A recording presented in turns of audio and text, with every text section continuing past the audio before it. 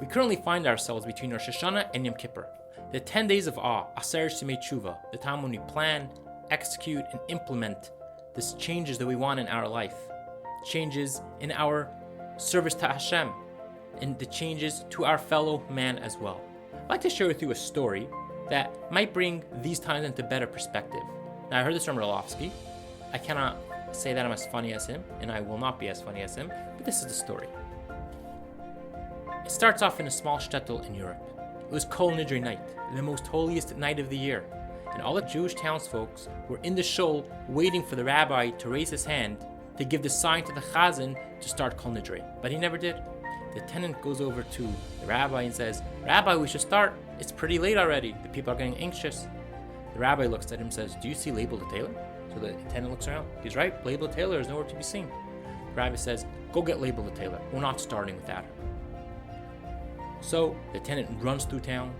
He goes through little nooks and little alleys. He goes through the city gates and he goes to the river to a small hut where Label the tailor resided.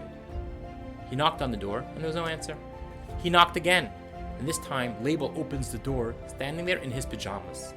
The attendant says, "Hey, it's the Yom Kippur night. How could you be in your pajamas?" And Label the tailor says, "Well, I don't have a machzor. No machzor, I'm not going to shul." So the attendant says, "Okay, I'll give you a machzor. It's easily done. Go get dressed, and we'll quickly go to shul." Everyone is waiting for us. So Label the tailor quickly gets dressed. He goes out and he walks with the attendant into shul. The rabbi sees Label the tailor is here. He raises his hand and Kol Nidre starts. After Kol Nidre, as all the Jewish townsfolk line up to say Gut Yom Tiv to the rabbi, Label the tailor waits in line. Finally, he gets to the rabbi. The rabbi extends his hand and says, "Gut Yom Tiv.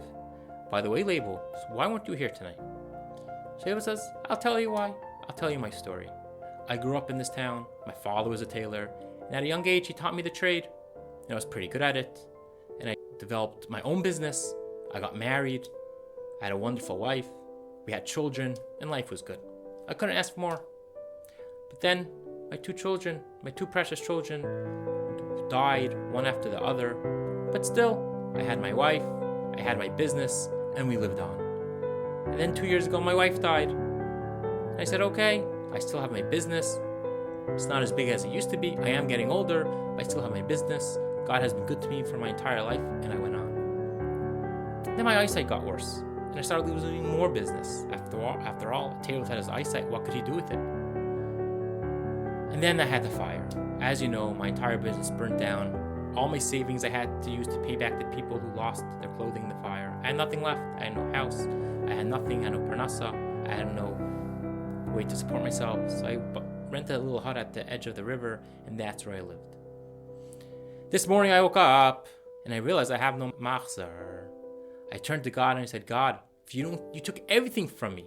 You even took my machzor that burnt down with my house. I'm not going to shul tonight. I'm done. I'm on strike. I'm going to sleep." And I got into pajamas. Then your attendant knocked on my door and told me, "Label, the entire city's waiting for you. Let's go." And I said, "No machzor, no going." And he said, "I'll give you a machzor." I said, "Fine, great, I'm coming." The rabbi turns to Label and says, "Label, you've been through so much.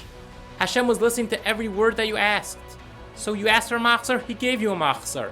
But if you've asked for Mashiach, you've got the Mashiach. You had God by the throat, and you asked for a machzor, you asked for a prayer book. You have to think big." That's where we are right now. Anything we ask, anything we sincerely ask for, Hashem will give it to us. Anything that we plan, even if it's a 400-year plan, but it's a plan to become great, He'll help us accomplish it. We just have to ask. We have to think big.